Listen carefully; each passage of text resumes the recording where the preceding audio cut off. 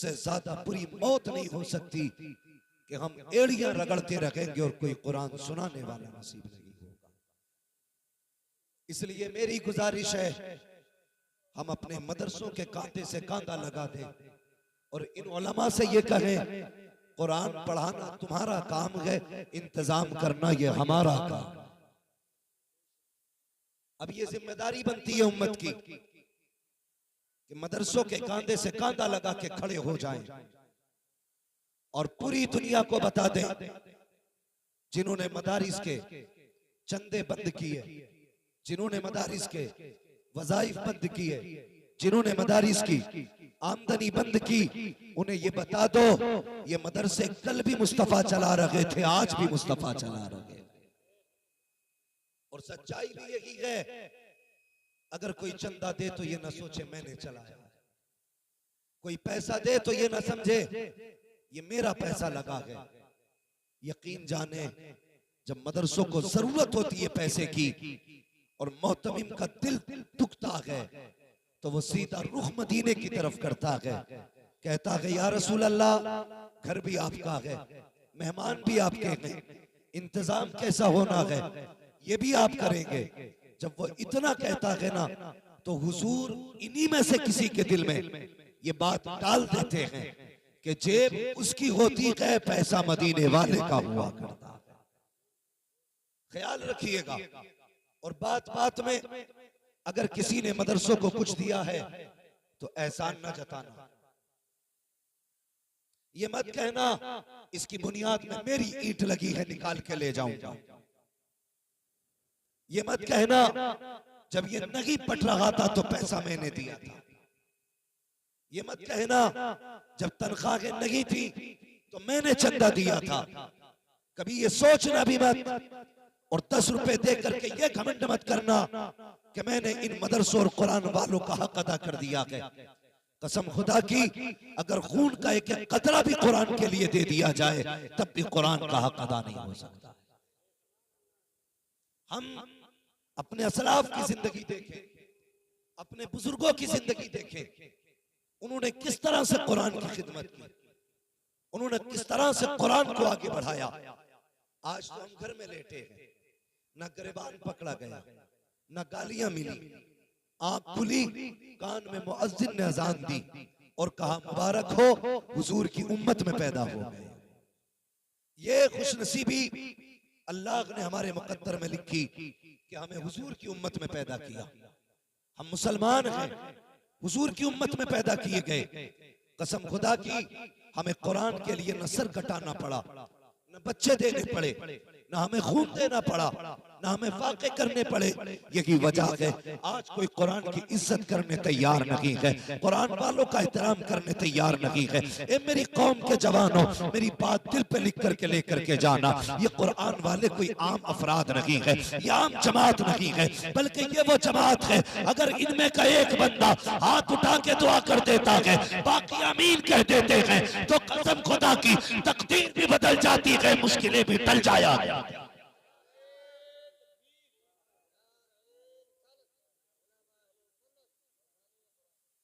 इज्जत करो कुरान की। मैं मुबारकबाद पेश करता हूं उन माँ बाप को, 5 हाफिज कुरान। कितने बोले सारे? कितने? अभी सब नहीं बोले। कितने? 5 हाफिज कुरान। इस इदारे ने 5 हाफिज कुरान दिए। और हाफिज बनना कोई खेल नहीं है और कोई आसान भी नहीं है। मैं इन बच्चों के फारिकीन के घर वालों से एक बात कहना चाहता हूं। असातिज़ा को एक जोड़ा और 500 रुपए देकर के ये मत समझना कि तुमने उस्ताद की मेहनत का हक अदा कर दिया। समझ रहे मेरी बात आप लोग? आपके समझ में आ रही है ना बातें? 500 रुपए और एक जोड़ा देकर के ये मत समझ लेना कि आपने उस्ताद का हक अदा कर दिया। भाई जो लोग खड़े, मेहरबानी करें बैठ जाए, जिसे जहां जगह मिले बैठ जाए।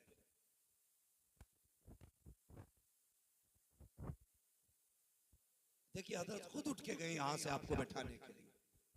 मेहरबानी करें बैठ जाइए जो लोग खड़े। माशाल्लाह। देखो भले फर्श पे जगह ना हो, दिल में जगह बना लो, थोड़े सिमट के बैठ जाओ। ए बेटे बच्चे अलग से क्या किसी और को बुलाना पड़ेगा बैठाने के लिए? बैठो। हजरत उठ के चले गए, बड़ी बात है बैठाने के लिए।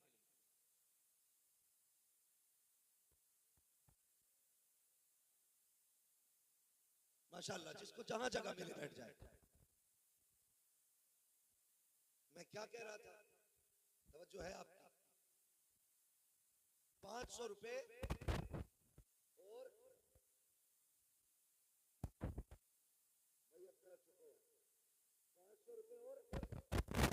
माशाल्लाह जोर से 500 रुपए और एक जोड़ा दे करके ये मत सोचना कि आपने उस्ताद की मेहनत का हक अदा कर दिया, बल्कि सच ये है इन हाफिजों के बाप अगर अपने बदन की खाल उतारें और उसका जूता बनाएं और उस्ताद के पैर में पहना दें, तब भी उस्ताद की उस एहसान का हक अदा नहीं हो सकता जो उसने आपके बच्चों को हाफिज बना करके उन पर एहसान किया। ये है एक उस्ताद का एहसान। और शागिर्दों से भी गुजारिश है, कभी जिंदगी में उस्ताद मिल जाया करें तो इनसे मुंह फेर के ना निकलना।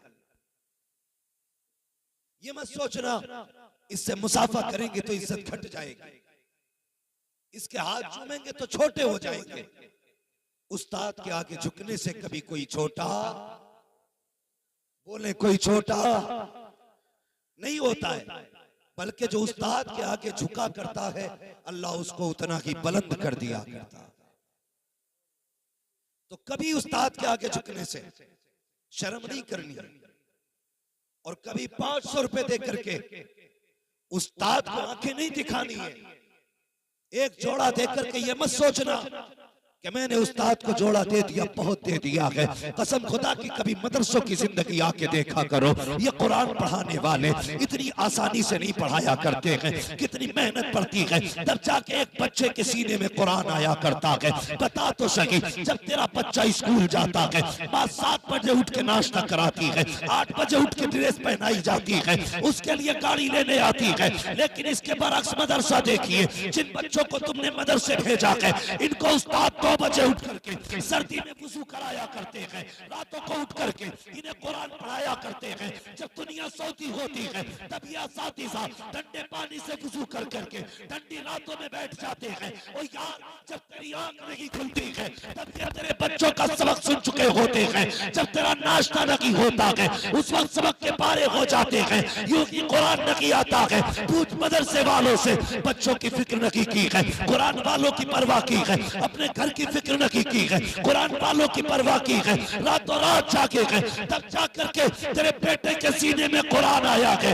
इसलिए मैं कहता हूँ कभी एक जोड़ा दे करके 500 रुपए दे करके ये मत कह देना मैंने हक अदा कर दिया है। खबरदार खबरदार। अरे शागिर्द तो बड़ी बात है, अगर उसके बाप के सामने भी उस्ताद आ जाया करे, अदब तो ये है कि बेटे से पहले उसके सामने बाप खड़ा हो।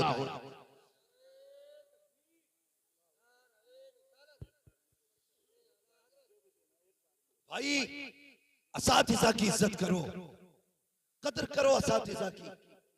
और मेरी बात सुने हजरत, ऐसा भी होता हमारे आज का जो दौर है, हम तो फिर भी बहुत अच्छे दौर में पढ़ लिए, आज का दौर बड़ा खतरनाक दौर है। मजाल है अगर उस्ताद शागिर्द से कपड़ों पे परहेज करा ले, मजाल है उस्ताद बच्चे से कपड़े धुलवा ले। माँ बाप डायरेक्ट कहते हैं बच्चा पढ़ने भेजा था, काम करने नहीं। मैं उन गधों को बताना चाहता हूं जिनकी ये ज़हनियत है कि मेरा बेटा अपनी मेहनत से काबिल बना है। खबरदार, कोई बंदा अपनी मेहनत से काबिल नहीं बनता, बल्कि उस्ताद की अताओं से काबिल बना करता है। ये तो कभी मत सोचना कि मेरा बेटा मेहनत करके इतना बड़ा हो गया। लेकिन सुनिए, कभी कभी मेहनतें वो मकाम नहीं देती जितनी उस्ताद की दुआएं बुलंदियां दे दिया करती है। ये मेरे सब बड़े बैठे, इन्हें बताना मकसद नहीं, आपको समझाना मकसद। हाँ, आपको समझाना मकसद। उस्ताद ने जूते उठवा लिए, कपड़े धुलवा लिए, बाप का तेवर बदल गया ना। आज तक मैंने अपने बच्चे से पानी तक नहीं मंगाया, तुम मेरे बच्चे से कपड़े धुलवाते हो, शर्म कर शर्म। मुफ्ती अहमद यार खान नईमी रहमतुल्लाह की ताला अलैह, तारीख पढ़ इनकी। आपके पास एक खातून आई, बच्चा लेके आई, जवान था। हुजूर ये मेरा बेटा है, इसे अपने पास रख ले। आपने फरमाया क्या करेगा ये? कहा हुजूर बस चाहती हूं कि मेरा बेटा कुछ बन जाए। आप मुस्कुरा के कहने लगे ये बूढ़ा हो गया, अब क्या पढ़ेगा? उसने कहा अगर ये पढ़ने लायक नहीं है तो कम से कम खिदमत के लिए रख ले। क्या करेगा तेरा बेटा? का जो चाहे कराए, अपने पास रख ले। मुफ्ती अहमद यार खान नईमी रहमतुल्लाह ताला अलैह, आपने बच्चे को रख लिया। जानते हो वो कितने अदब वाले लोग थे। एक दिन नहीं महीने बीत गए, एक सबक नहीं पढ़ाया। उसने कहा हुजूर मैं क्या करूं? फरमाने लगे मेरे घर में झाड़ू लगा, झाड़ू लगाता रहा। फिर वक्त बचा, हुजूर अब क्या करूं? फरमाने लगे अब ऐसा कर मेरे जानवरों का चारा काट के ला। वो चारा काट के लाता। हुजूर अब का इसको कुट्टी काट, इसकी जानवरों को सानी कर। इसी तरह उस जवान के 7 साल गुजर गए। एक दिन दरसगाह में नहीं बैठा। 7 साल के बाद जब वो दौर आया जो उसके साथ में मदरसे में तलबा पढ़ने आए थे, जब उनकी दस्तार बंदी का वक्त आया है, सारे तलबा लाइन से खड़े गए, नए चुप्पे नए लिबास है, नंबर आने वाला था दस्तार बंदी का, पगड़ी बंधने वाली थी। अल्लाह अकबर। हजरत मुफ्ती अहमद यार खान नईमी रहमतुल्लाह की ताला अलैह फरमाते हैं बेटे क्या तू दस्तार नहीं देगा?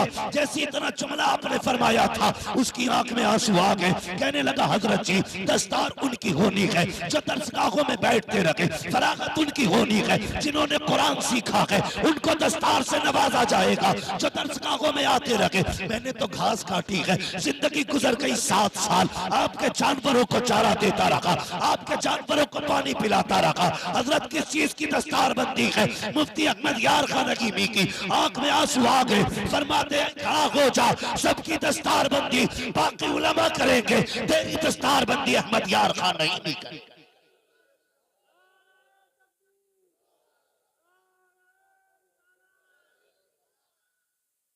भाई मुफ्ती अहमद यार खान नईमी फरमाते, मुफ्ती अहमद यार खान नईमी फरमाते कहते नहीं तेरी दस्तार मैं करूंगा। तवज्जो है आप लोगों को?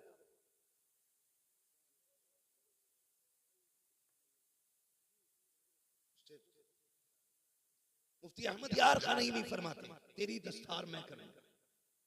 अब जरा बता, जिसने जिंदगी भर घास खो दी, 7 साल उस्ताद के जानवरों को चारा काट के खिलाया, उसे क्या आया होगा? कुछ भी नहीं ना। यहाँ तो दरसगाहों में बैठ के हम खाली रह गए और वो तो घास काटते रहे, चारा काटते रहे। सुने, जब सारे फारिकीन की बाकी उलमा ने पगड़ी बांधी, लेकिन उस शागिर्द के मुफ्ती अहमद यार खान नईमी रहमतुल्लाह ताला अलैह ने पगड़ी बांधना शुरू की।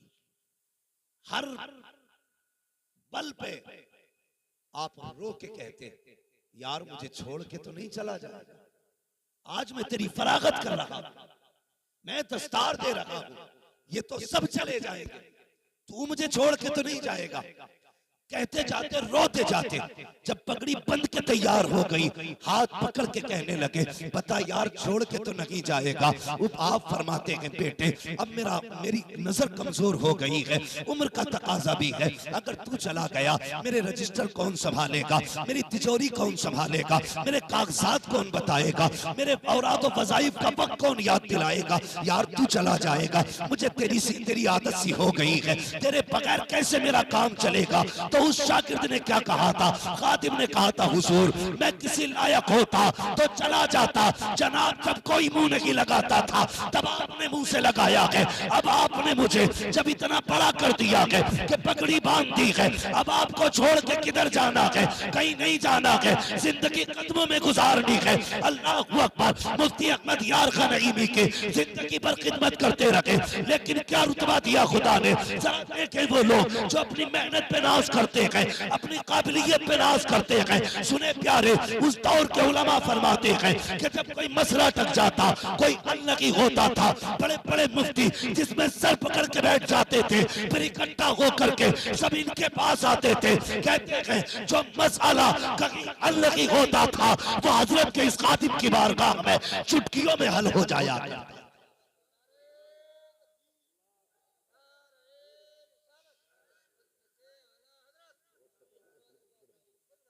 हाँ भाई, ये है उस्ताद,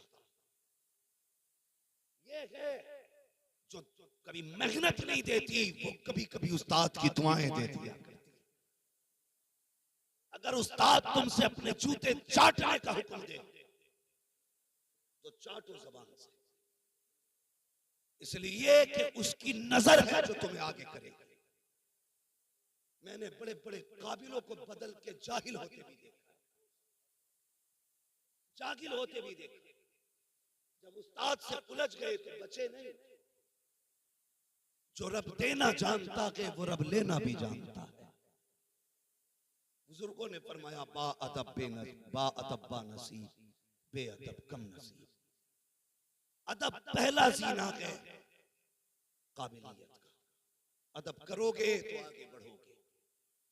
ये होता है उस्ताद, अगर आपके बच्चे से कोई भी काम मदरसे में लिया जाए, आइंदा कभी मत कहना मैंने बेटे से पानी नहीं भरवाया, मैंने बेटे से तिनका तक नहीं तोड़वाया।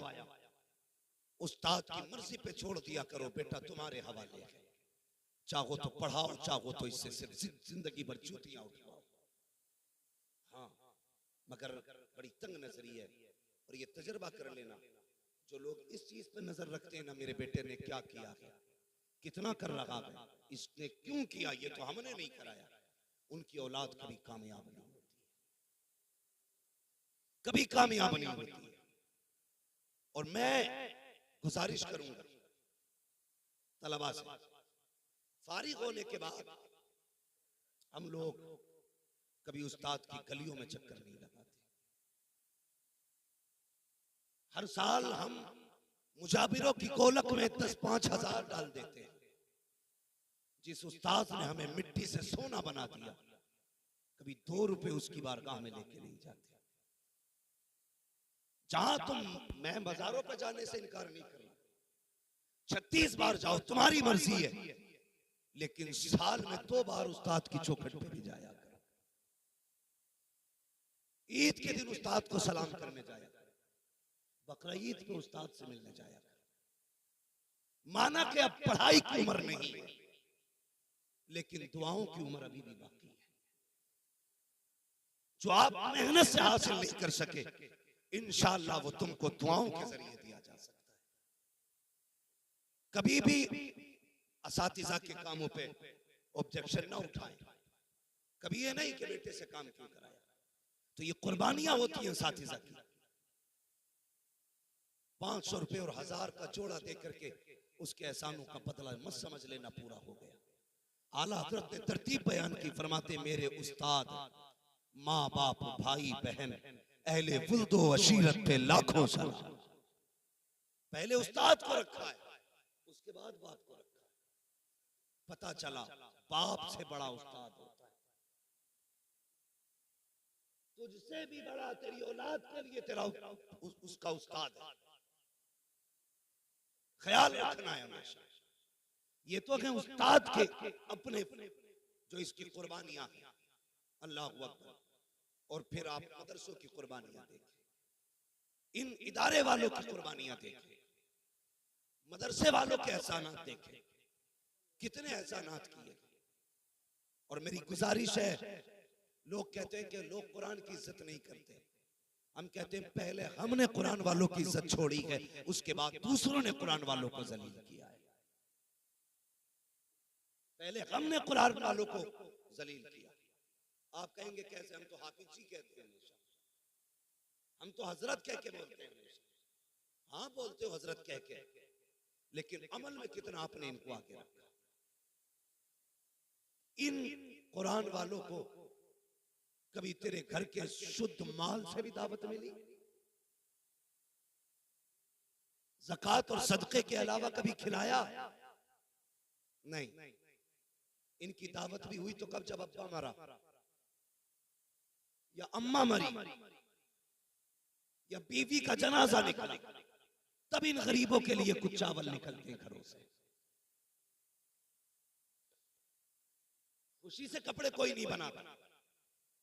जब देख लिया ताऊ की बरसी आ गई, नाना की बरसी है, तब जाके 60 रुपए मीटर का जोड़ा ला। दुनिया भर के यतीमों वाला पैकेज बना, पैक करके लागा कि ये हजरत आपके, ये दिया हमने इनको रुतबा, ये दी हमने इनको इज्जत। क्या कि अच्छा होता कभी सुबह उठ के कहता आज मेरा जी चाहता है मेरे घर पे अच्छा खाना बना गए, अकेला नहीं खाऊंगा, मेरे साथ में मेरे मुस्तफा का मेहमान भी खाना खाए। नहीं, हम तो मैयतों वाली रोटी खिलाते हैं, सदका वाला कपड़ा पहना। शादी ब्याह में पहली बात तो दावत होती नहीं, अगर होती भी है तो करके भूल जाते। और अब तो वो सिस्टम चल गया,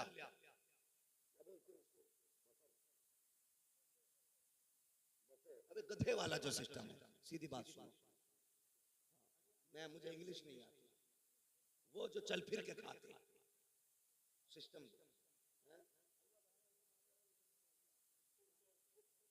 हरिया जानवर, हरिया जानवर। भाई कोई भी मसला, मेरी बात सुन ले, चल फिर के खा रहे। कितना अच्छा तरीका था पहले, खाने वाले बैठते थे, खिलाने वाले आकर के खिलाते थे। अब खिलाने वाले तो बैठे, खाने वाले थोड़ा उससे सालन ले लिया, गया एक टांग तू रख दे, थोड़ा सा कबाब तू रख दे।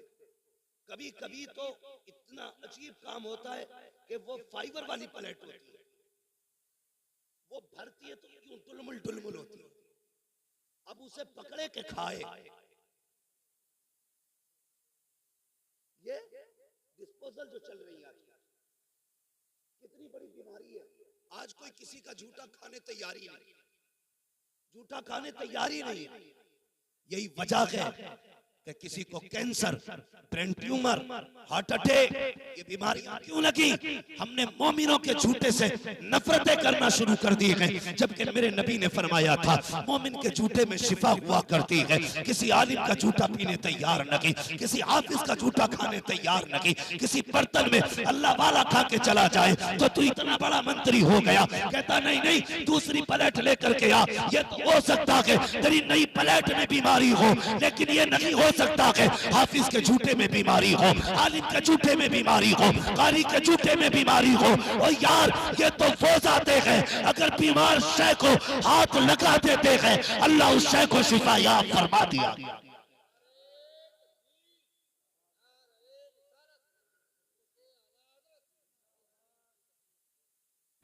कुतब बना घूम रहा, झूठा नहीं खाएगा, वो शर्म कर। हजरत नफरतें हो गई इससे। जब एक गिलास में हम पानी पीते थे तो मोहब्बतें थी, एक प्लेट में खाते थे तो एक दूसरे का दर्द था। आज पहले हुक्के चलते थे, एक ही हुक्का पूरी बैठक में घूमता था, अगर साथ भी बैठे तो साथों एक ही नगाली में मुंह लगा रहे थी ना मोहब्बतें। आज तो मैं उठ के जाऊं दूसरा आएगा तो झाड़ेगा, ऐसा लगता मैंने वायरस रख दिया। ये नफरतें हो गई हमारे बीच, भाई भाई के साथ खाने तैयार नहीं, एक गिलास में पानी पीने तैयार नहीं। कहीं जाते हैं तो 6 लोग खा रहे हैं तो 6 गिलास रखे, क्योंकि नहीं अब कोई पसंद नहीं करता जूठा खाने में। शर्म कर यार, हाँ तजर्बा ना किया हो तो कर लेना। कई बार ऐसा होता हजरत जैसी शख्सियत भी अगर गिलास से पानी पिए और दूसरा पक्का फांसी को फाजिर बैठा कर बैठना, वो कहता पानी देना, तो अगर कोई दे नहीं नहीं पहले धो लो इसको, ये कहां चले गए? तो वो सिस्टम चल रहा है खड़े होके खाने वाला, लोग इसे इज्जत वाला खाना कहते हैं। बड़ा आदमी है भाई, सबको बैल बना के खिला रहा है। हाँ? शरीफ आदमी आज दावत नहीं खा सकता, चाहे तो बैठने जगह नहीं, चल फिर के खाया करते हैं। पहली बात दावतें नहीं होती, और बुलाया भी इमाम साहब को तो फाता पढ़वा लो। इमाम आया, बेचारे ने हाथ उठाए, फाता पढ़ी, चला गया। तुमने गधों की तरह खिलाया, थोड़ी देर गुजरी कि खाना खत्म हो गया। जब खाना खत्म हुआ सीधे कहते हैं लगता इमाम ने दिल से फातिहा नहीं पढ़ी।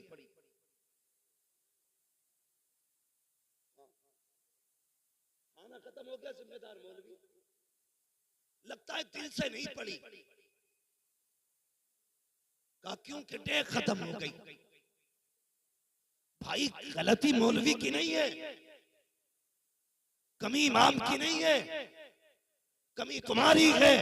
अगर तुमने जमीन पे दस्तरखान बिछाया होता, कहा होता ऐसे बैठ जैसे बैठने का तरीका मुस्तफा ने बताया है, और कहा कसम खुदा की खा के कहता हूं अगर सुन्नत को फॉलो किया जाए, 90 लोगों का खाना 110 लोगों को अगर पूरा ना हो जाए तो नाम बदल के रख। ये खाना जो कम पड़ा है उसकी फाता की वजह से नहीं, तुम्हारे तरीके की वजह से। तो पहली बात तो गरीब की दावत ही नहीं होती मौलवी। अगर कह दे ए बेटे चुप जाओ जरा, पहली बात तो दावत होती नहीं। और अगर दावत का नंबर भी आता तो सबसे छोटा वाला लड़का भेजा जाता मदरसे। अप्पा से कहिया बालकों की दावत है, सबसे छोटा वाला जिसका अपने घर में कोई मयार नहीं, उसे भेजते मदरसे के अंदर। खुद कहा जा रहा है कि मुखिया से कह के आऊं, प्रधान से कही आऊं, नेताजी से कह दूं। नेताजी के लिए जूतियां तोड़ रहा है, मदरसे के लिए वो कहने वाला आता है जिसकी बात का घर में भी एतबार नहीं। और वो कह के चला गया। बच्चे 1 बजे छुट्टी हो गई मदरसे की, 2 बज गए कोई नहीं आया, 3 बज गए कोई नहीं आया। जो मुदर्रिस या मोहतमिम होता पता कराता भाई खाना शुरू हुआ कि नहीं, तो कहता लो जी तुम शुरू की बात कर रहे हो, खाना खत्म होने वाला, आए क्यों ना अब तक? हमने तो दावत करा दी थी। सुन मेरी कौम, ये बड़ी खुददार कौम है, ये फाके से तो मर सकती है, फिर बुलाए दस्तरखान पे नहीं आएगी। दावतें करके भूला ना करो। और खाने भी जब लगाते हो, कहां कहां तुमने जलील किया, सुनो वो बता रहा हूं। मैं आईना हूं, दिखाऊंगा दाग चेहरे के, जिसे खराब लगे सामने से हट जाए। ये मत सोचना मैं जन्नत बांट के जाऊंगा, जन्नत मेरे बाप की नहीं, जन्नत रसूल पाक की। बात कड़वी लगेगी मगर सच्ची बात कह रहा हूं। हमने कितना जलील किया कुरान वालों को। पहली बात तो दावत करते नहीं, कर देते तो बुलाते ही नहीं, और बुलाया भी जाता है तो उधर लगी है शानदार मेज, अच्छी कुर्सियां। जब मदरसे वाले बच्चे आते कहते ना इधर नहीं, अल्लाह उधर पाल बिछा के खिला दो, इधर नहीं, इधर वीआईपी लोग खाना खाएंगे,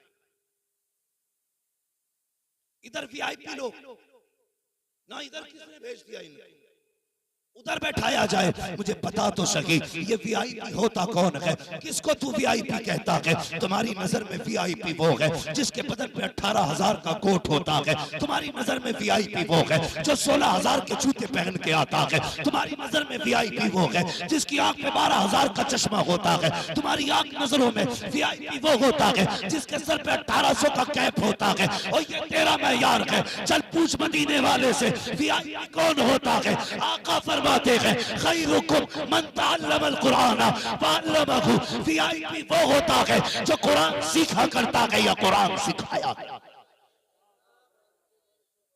एक मेयार वो है जो तुमने मुकर्रर किया, एक मेयार वो है जो मेरे मुस्तफा ने मुकर्रर किया। हमने जलील किया कदम कदम पे कुरान वालों को, हमने छोटा दिखाया जगह जगह पे कुरान वालों को। मैं तो डंके की चोट पे कहता हूं, बहुत शौक है ना डीजे बजाने का, बहुत शौक है ना डांस करने का, चल बजा डीजे निकाह पे। जब दम अटकने लगे मौलवी को मत बुलाना, फिर भी नहीं डीजे वालों को बुलाना। करेगा कोई? डीजे तो डीजे, मोहल्ले भर में कव्वाली बज जाए तो खैरियत नहीं कि मेरा अब्बा मर रहा है और तुम्हें गैरत नहीं आ रही, मेरे अब्बा की सांसें अटक रही हैं, तुम्हारी समझ में नहीं आ रही है, तुम बड़ी जमा के गाने बजा रहे हो, तुम कव्वालियां बजा रहे हो। ये हालात है। अगर तुम मैयत पे डीजे नहीं बजा सकते तो तुम्हें निकाह पे डीजे बजाने का हक किसने दिया? बताओ मुझे। मौत के वक्त अगर साउंड तेज हो तो तेरे बाप को तकलीफ होती है, शादी पे अगर गानों की आवाज आए तो रसूल पाक को तकलीफ होती है। क्यों नहीं सोचते? क्यों नहीं बदलते अपने आप को? हमने सिर्फ इस कौम को तीजा पढ़ने वाली कौम समझा, हमने इस कौम को सिर्फ चने पढ़ने वाली कौम समझा। नहीं, ये चने पढ़ने वाली कौम नहीं है, ये उम्मत को मुस्तफा तक ले जाने वाली कौम है, ये गुलामों को हुजूर तक पहुंचाने वाली कौम है। इसकी इज्जत किया करो, इसकी कदर किया करो। अगर तुम्हारे घर में अपना बेटा हाफिज कुरान है तो उसे सिर्फ बेटा ना समझना, बल्कि उसे हुजूर के दीन का वारिस भी समझना। भले ही अपना बेटा समझ के इज्जत ना करो, मगर कुरान का हाफिज समझ करके उसका एहतराम करना।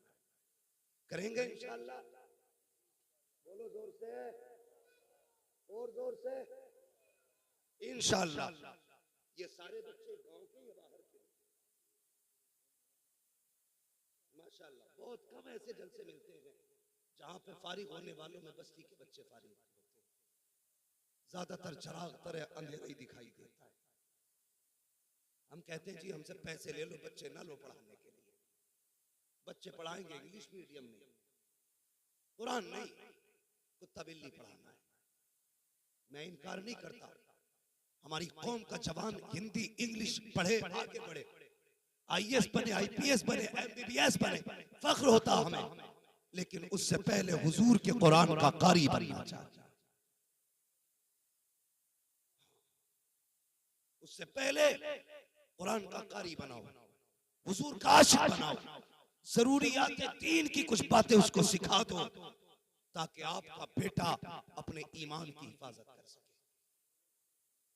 वरना जितने भी बड़ी बड़ी डिग्री वाले हो जाते हैं लोग, वो कहते हैं नहीं जी सब एक ही है, ईश्वर भगवान, मंजिल सबकी एक है, तरीके अलग अलग, ये कह के लोगों को गुमराह किया जाता है।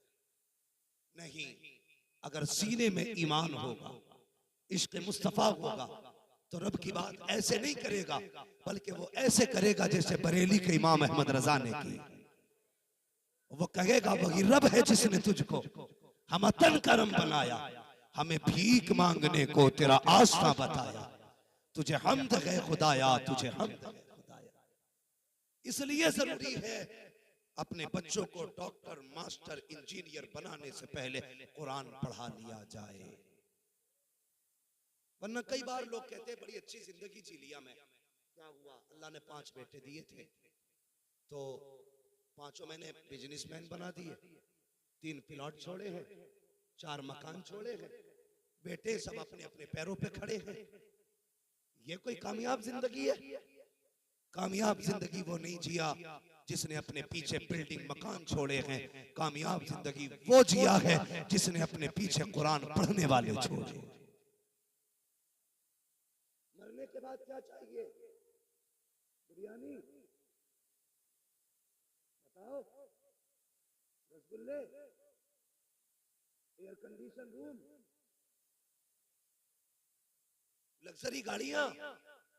नहीं ना, सिर्फ एक ही चीज चाहिए और वो है रब की रजा। यही चाहिए ना मरने के बाद। तो ये कब मिलेगी?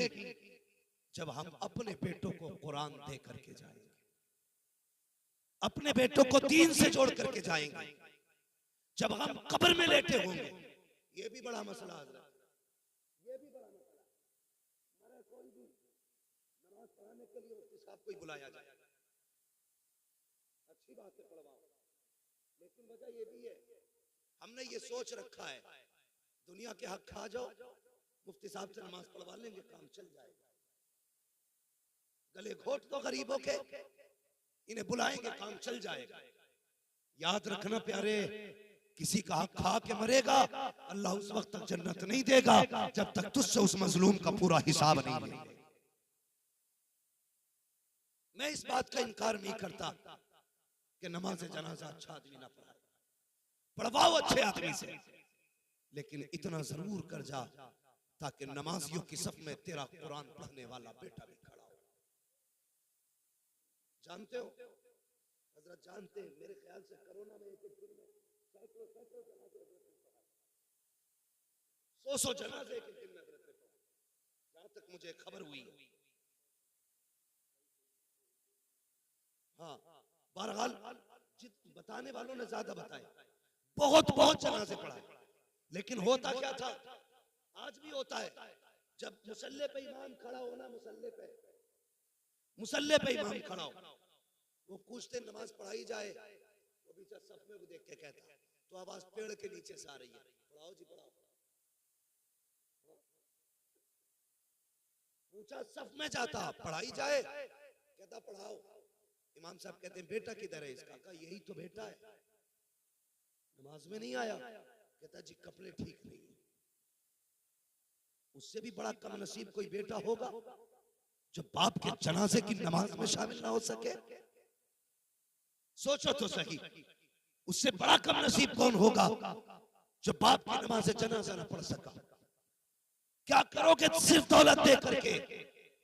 ये तुम्हारे जनाजे तक में शामिल नहीं होंगे।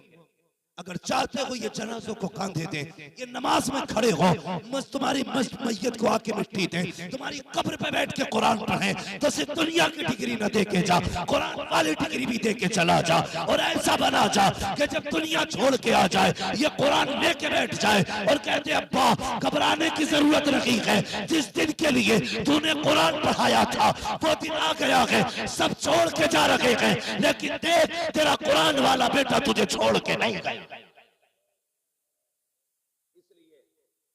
कामयाब जिंदगी वो नहीं जिया जिसने बिल्डिंगें बनाई हैं, कामयाब जिंदगी वो जिया है जिसने अपने पीछे कुरान वाले छोड़े। पढ़ाएंगे कुरान इंशाअल्लाह।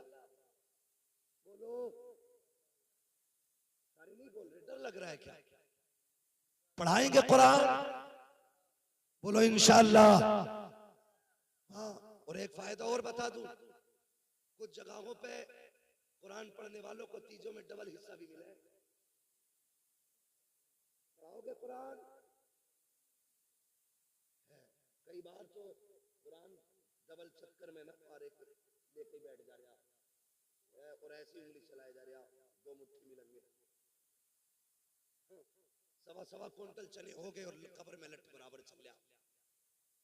जबकि इतनी बड़ी फजीलत है कलमा शरीफ की, सही तरीके से तादाद मुकम्मल हो जाए, अल्लाह अपने करम से बख्श देता है।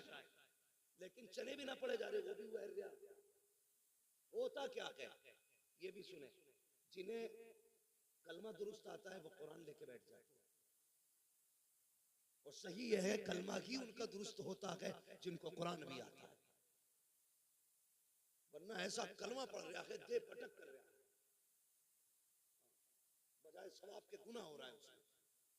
तो सारे चनों में बैठ गए जाके, जिन्हें पारे आते थे वो कुरान लेके बैठ गए। मैं नहीं कहता कुरान में सवाब नहीं है, बहुत बड़ा सवाब, लेकिन जब हमें कलमे की तादाद पूरी करनी है तो आज तो सारे लोग बैठ के कलमा पूरा कर लो।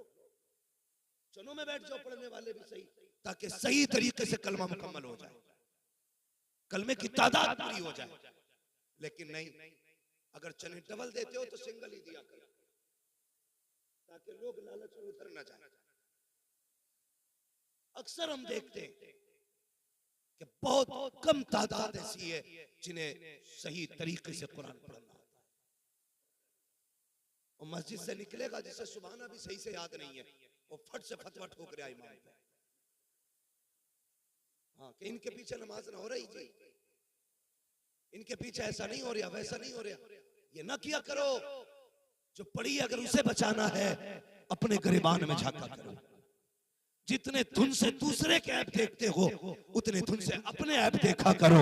जितनी कोशिश दूसरे की सलाह में करते हो अपनी सलाह में कोशिश किया करो। अगर ये अमल बना लिया कसम खुदा की मदीने वाला भी राजी हो जाएगा, काबे वाला भी। दूसरे से ज्यादा अपनी सलाह की कोशिश करें। बच्चों को कुरान पढ़ाएं, दीन सिखाएं और बच्चों को मदरसों में दाखिल करें और साथ में दुनियावी तालीम भी दें। ये हक है हमारा, जरूरत है इस दौर की दुनियावी तालीम देना भी, लेकिन साथ में दीनी तालीम बहुत जरूरी है। इसलिए बच्चों को पढ़ाइए, इदारों का ताउन कीजिए। एक बात और कह जाऊं ताउन के हवाले से, बहुत गौर से मेरी बात सुने। हमारे यहाँ इंतकाल होता है ना, तो सबसे पहला काम होता है कुरान की पेटी लाई जाती है। सबसे पहले कुरान की पेटी लाई जाती है, उस पर लिख दिया जाता है बराए ईसाले सवाब फला मरहूम, ला के मस्जिद में रख दी। कहीं कहीं तो इतनी पेटी हो गई कि मुसल्ले तक आ गई। इतने पढ़ने वाले बस्ती में लोग नहीं जितने पारे बस मस्जिद में रखे हुए। और बेटा भी पेटी देख के बरी हो गया, पेटी दे दी बस हो गया काम। नहीं, आपने कुरान दिया मस्जिद में, वहां तो पहले से इतने पारे थे कि रखे रखे दीमत पा रही थी। उनकी हिफाजत करने वाला कोई नहीं, गर्द चढ़ गई रखे रखे पारों पर। अगर अल्लाह तौफीक दे, बाप का इंतकाल हो, मैं इस मदरसे को देख के हैरत कर रहा हूँ, खस्ताहाली देख रहा हूँ, इसका कलर भी देख रहा हूँ। हाँ, अपनी बिल्डिंगों के कलर देखो, फिर मदरसे का कलर देखो। मेरे घर का एक बल्ब फ्यूज हो जाए 12 घंटे बर्दाश्त नहीं होता है। अगले दिन सामने मिस्त्री खड़ा होगा, पानी छोड़ जाए नल, दरवाजे पे मिस्त्री खड़ा होगा, एक कुंजी टूट जाए तो खड़ा होगा बड़ाई दरवाजे पे, एक चीज खराब हो जाए फौरन मिस्त्री आ जाता है। लेकिन ये इदारे हैं, दरवाजे उखड़ गए, महीने बीत गए, कोई देखने वाला नहीं है, बल्ब फ्यूज हो गया, बरसों बीत गए, कोई लगाने वाला नहीं है। और तुझसे किसने कह दिया खाली पेटी देने से तेरे बाप को जन्नत मिल जाएगी? अगर बाप को जन्नत दिलाना चाहता है, आ पेटी ना ला, इन मदरसों में आ जा के बता तो सही। मौलवी किसी कुरान पढ़ने वाले के पास अगर कपड़े पुराने हैं मेरे बाप के नाम से उसे कपड़े दे दिए जाए। अगर कहीं पे पंखा नहीं है बाप के नाम से पंखा लगा दिया जाए। अगर मदरसे में फ्रिज नहीं है मेरी माँ के नाम से फ्रिज लगा दिया जाए। अगर मदरसे के अंदर कूलर नहीं है कुरान वालों के लिए कूलर लगा दिया जाए। दावे के साथ कहता हूँ जब तेरा दिया हुआ कूलर चलेगा उसकी ठंडी हवा आएगी, इधर हाफिज के सीने को हवा ठंडी करेगी, उधर अल्लाह कब्र में तेरे बाप की कब्र को ठंडा फरमा।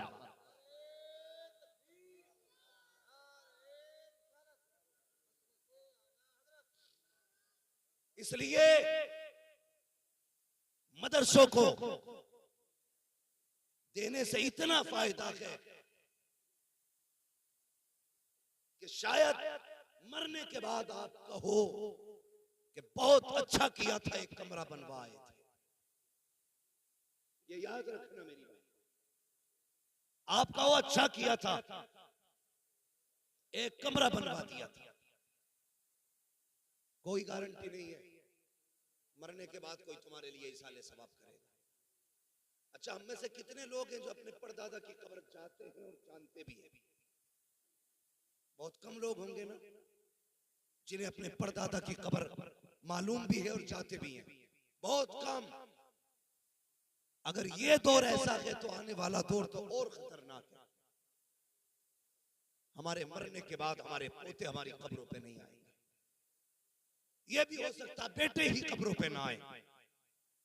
इसलिए जो कौम कब्र पे फातिहा पढ़ने नहीं आएगी वो तेरे इसाले सवाब के लिए तेरी छोड़ी हुई दौलत से मस्जिदें बनवाएगी? नहीं, कोई किसी का नहीं। अब तो बाप की छोड़ी हुई मालियत को लोग माले गनीमत समझते हैं। बाप के छोड़े हुए माल से 1 रुपया देने बंदा तैयार नहीं। मस्जिद के लिए कितनी भी मेहनत करके कमा लो, जितना चाहो छोड़ जाओ, कोई तुम्हारे लिए नहीं करेगा। अगर चाहते हो कि कब्र में राहत की सांस आए, अपने जीते जी अपने हाथ से ये काम कर जाओ।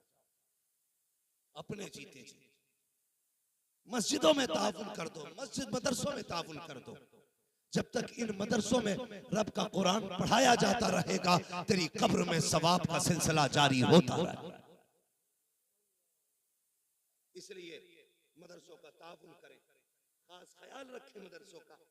और वो नौजवान जिन्हें ये शिकवा है मेरी कमाई में बरकत नहीं होती है, सिर्फ एक वजीफा बना लें, महीने में कुछ रुपए मुकर्रर कर लें और ये कहें हर महीने मुझे अपनी कमाई से इतने रुपए रसूलुल्लाह के घर में भेजने, फिर देखें अल्लाह कितनी बरकतें अता फरमाता है, अल्लाह कितनी रहमतें नाज़िल फरमाएगा। तेरे अकेले की कमाई से अल्लाह तेरे परिवार की परवरिश करे। लेकिन होटलों के लिए पैसा है, यारों की मीटिंग के लिए पैसा है, दोस्तों के साथ कॉफी शॉपी के लिए पैसा है, अगर नहीं है तो कुरान वालों के लिए कुछ नहीं। ये तंग दस्ती भी है, तंग नजरी भी है। इसलिए मेरी गुजारिश है आप अपनी कमाई का कुछ हिस्सा मदरसों में भी लगाया करें। ये इदारा मदरसा जामिया कादरिया फैजुल इस्लाम, इसकी इमारत से नहीं लगता कि ये 5 हाफिज दे सकता है, लेकिन इसके फारिग बता रहे हैं मदरसे ने अपना हक अदा किया है, लेकिन कौम ने पूरा हक अदा नहीं किया। ये कड़वी सच्चाई है। अगर कौम ने पूरा हक अदा किया होता तो आज इसकी ये कंडीशन नहीं होती, ये भी तुम्हारे घर की तरह चमकता। हुजूर से इश्क करते हो, प्यार करते हो, आज अहद करके उठना कि हम अपने घर से ज्यादा रसूलुल्लाह के घर की खिदमत करेंगे। करेंगे इंशाअल्लाह? बोलो जरा इंशाअल्लाह। अगर नहीं बोल सकते हो तो कुछ पैसे वैसे लेके बोल जाओ। ये अहद करो हम अपनी कमाई कुरान के लिए लगाएंगे। यही कुरान कयामत के दिन सिफारिश करेगा, यही कुरान कयामत के दिन शफाअत करेगा। वो लोग जो कुरान वालों को खाने खिलाते हैं, वो लोग जो कुरान वालों को पानी पिलाते हैं, वो लोग जो कुरान वालों की खिदमत करते हैं, कयामत के दिन वो देखेंगे अगर ये कुरान वाले जन्नत में गए, अकेले नहीं जाएंगे, आपका हाथ पकड़ के आपको जन्नत में लेके जाएंगे। इसलिए इनकी खिदमत करें, अल्लाह खुशी दे, पहले कुरान वालों को आगे रखा करें।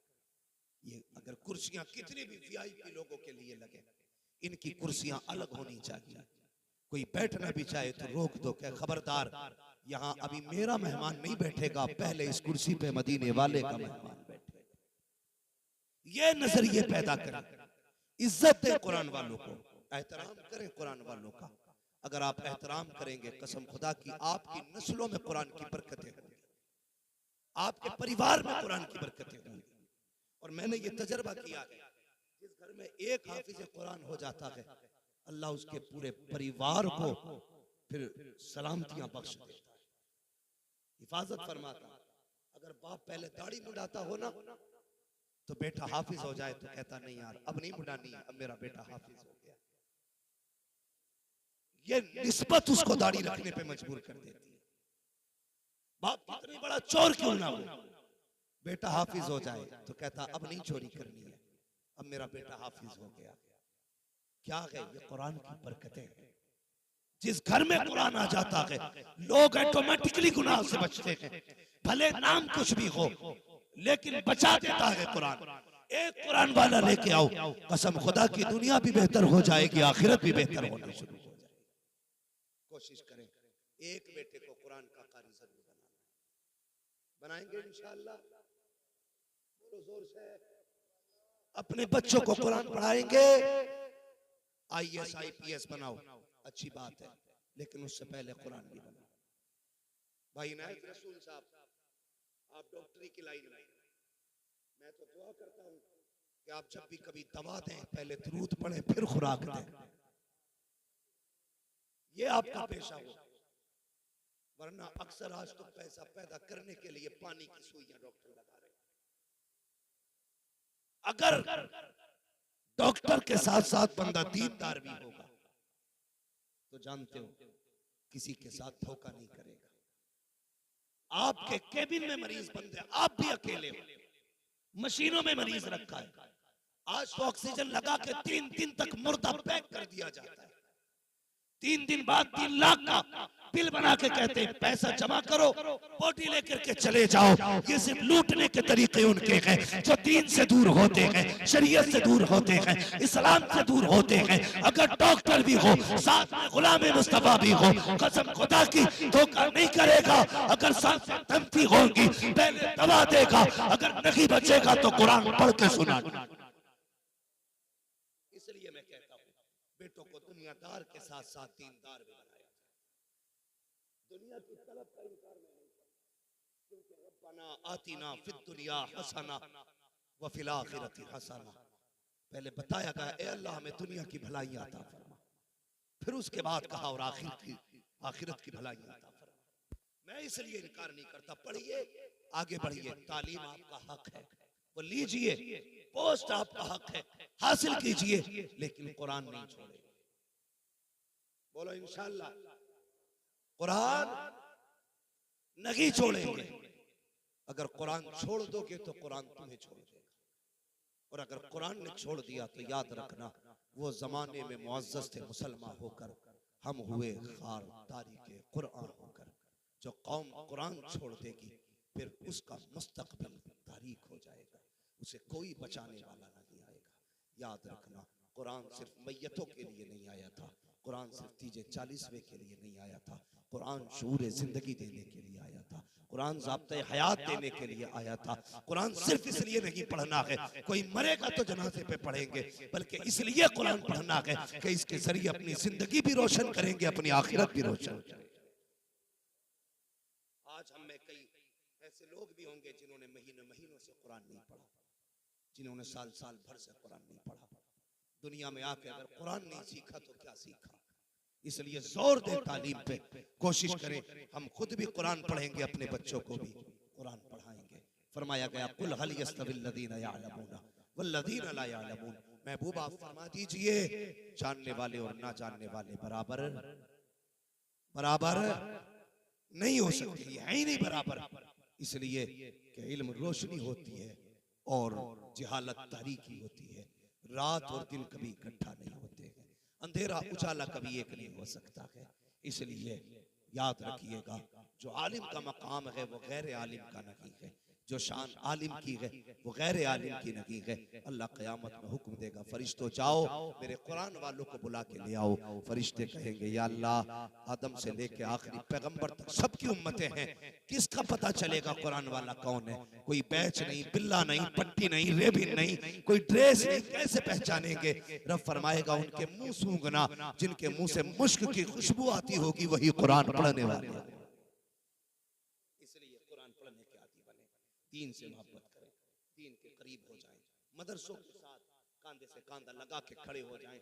अगर आपका ताउन मदरसे के लिए हुआ है, घमंड न करना, तकब्बुर न करना, खुदा का शुक्र अदा करना कि उसने तुम्हारा पैसा मदरसे के लिए कबूल कर लिया, तुम्हारा पैसा मदरसे के लिए कबूल किया है।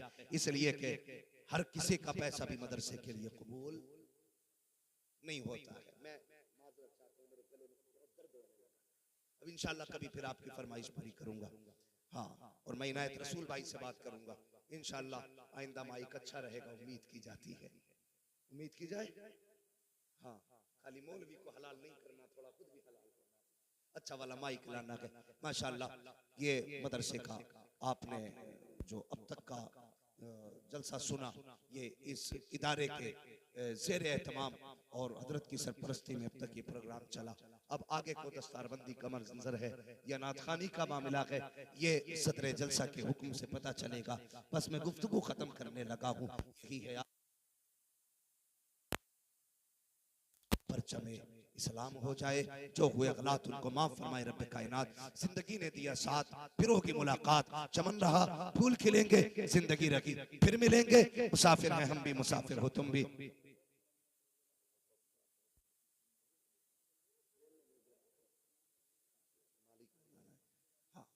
सारे लोग कलमा शरीफ पढ़ लीजिए, ला इलाहा इल्लल्लाहु मुहम्मदुर रसूलुल्लाह व मा अलैना इल्लल बलाग। अस्सलाम वालेकुम व रहमतुल्लाहि व बरकातहू। ए बेटे बैठ जाओ, वरना फिर तकरीर शुरू कर दूंगा।